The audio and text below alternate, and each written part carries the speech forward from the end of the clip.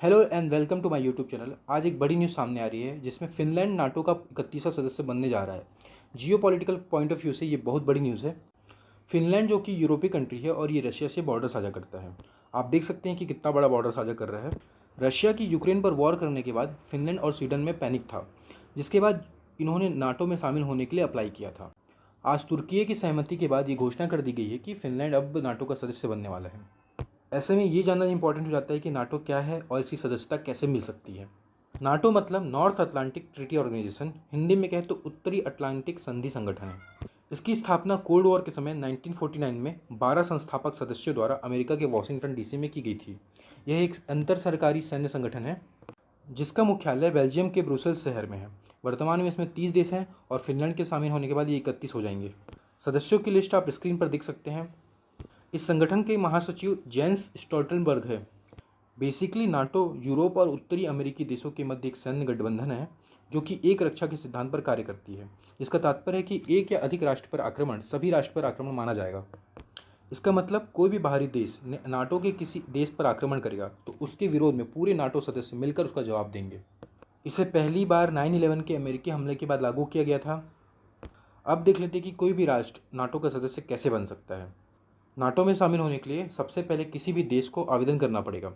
सदस्य बनने की पूरी प्रक्रिया चरणों में पूरी होती है। पहला चरण, सबसे पहले नाटो आधिकारिक तौर पर संभावित देश को सदस्य बनाने के लिए बातचीत करता है। सभी बातचीत इसके हेडक्वार्टर में होती है। बातचीत के बाद मेंबर बनने वाले उस देश को आधिकारिक तौर पर आवेदन करना पड़ता है।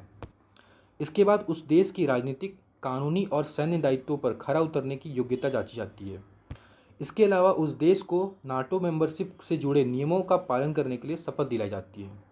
दूसरा चरण, इस चरण में देश एक पत्र जारी करता है। इस पत्र में वो इस बात की पुष्टि करता है कि उसे नाटो की सभी शर्तें और नियम मंजूर है। यह पत्र उस देश का विदेश मंत्री नाटो सचिव को देता है। इस चरण तक पहुंचने का मतलब यह है कि वो देश पूरी तरह से नाटो का सदस्य शामिल होने के लिए तैयार है। तीसरा चरण, ये सबसे इम्पॉर्टेंट चरण है। डॉक्यूमेंटेशन के बाद किसी भी नए देश को नाटो में शामिल करने के लिए सभी नाटो सदस्य देशों की अनुमति दी जाती है। इसके लिए पहले से सदस्य हर देश के संसद में 1/3 सीनेट की मंजूरी जरूरी है। इस मंजूरी के बाद ही किसी भी देश को नाटो का सदस्य माना जाएगा। अब देख लेते हैं कि संगठन के उद्देश्य क्या हैं। सबसे पहला उद्देश्य है कि यूरोप पर आक्रमण के समय अवरोध की भूमिका निभाना। दूसरा उद्देश्य है कि सोवियत संघ के पश्चिमी यूरोप में विस्तार को रोकना और युद्ध की स्थिति में लोगों को मानसिक तौर पर तैयार करना।